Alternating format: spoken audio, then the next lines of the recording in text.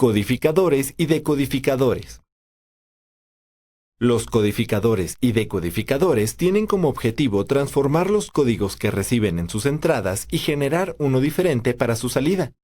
Esto permite conmutar bits y tomar decisiones diferentes a partir de las entradas.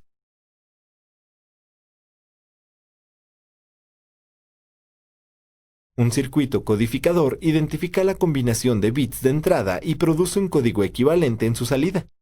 Para lograr esto, el circuito usa compuertas OR para conectar las entradas a las salidas. A cierta combinación de entradas se genera un código único de salida.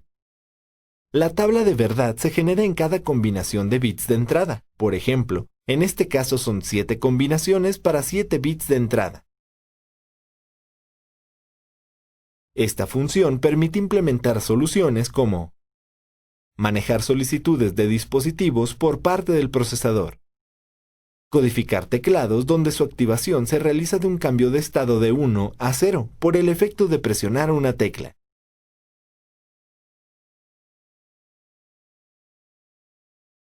Los decodificadores realizan lo opuesto. Su objetivo es encontrar la combinación original a partir de un código en la entrada. Cuando llega una combinación en la entrada, la salida indicará un estado verdadero para identificar el orden en la secuencia de cada serie. Algunos circuitos presentan una entrada de habilitación. Cuando esta entrada esté en estado activo, el circuito funciona. Esta entrada necesita que se coloque un inversor para evitar mandar una señal activa permanentemente para que funcione, lo cual no es eficiente y desperdicia energía. Esta función permite implementar soluciones como controla la habilitación de dispositivos como memorias, discos ópticos y unidades de almacenamiento. Decodificar líneas de dirección para saber dónde se guarda la información. Combinando estos circuitos puedes administrar las órdenes para controlar otros circuitos o dispositivos, ya que nunca se generan combinaciones iguales.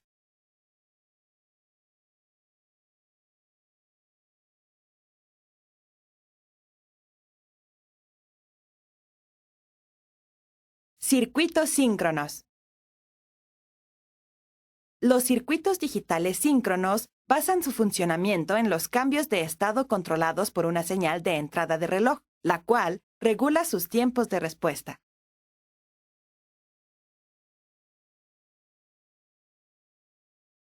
En un circuito síncrono, el cambio de sus estados se realiza en el momento que un generador de pulsos, comúnmente llamado reloj, hace una transición entre el 0 y el 1.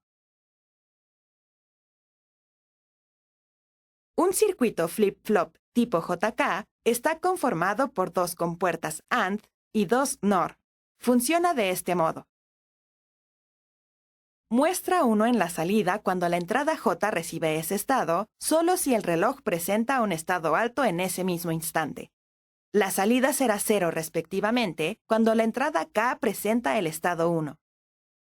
La salida guarda el estado cuando ambas entradas están en 0, sin importar el cambio del reloj. La salida invertirá su estado cuando ambas entradas reciban 1 y el reloj presente un estado alto en ese momento. Este circuito presenta una sola entrada, la cual se conecta a ambos AND. Esta acción provoca el siguiente comportamiento.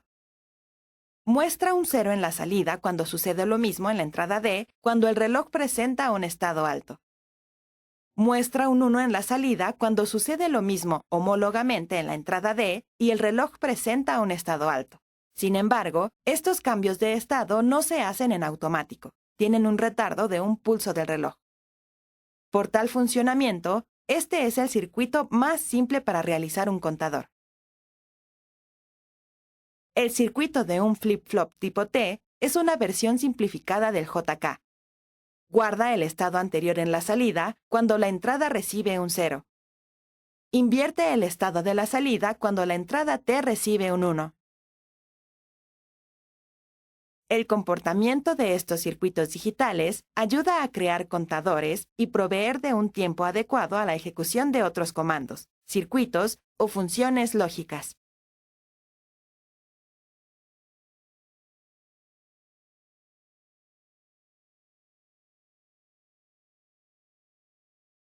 Circuitos asíncronos.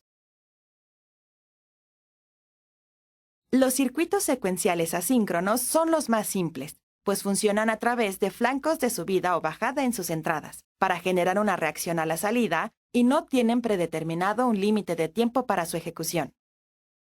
Existen diferentes tipos de circuitos. El flip-flop D es la estructura más simple que conforma una memoria. Funciona de este modo. Pasa el valor de la entrada D a la salida Q cuando se activa un flanco de subida en la entrada de comando L. A esto se le llama modo transparente. Conserva el estado anterior en la salida cuando la entrada del comando L está en 0. A esto se le llama modo memoria. Algunas veces este circuito presenta una salida invertida y sirve para una lógica invertida.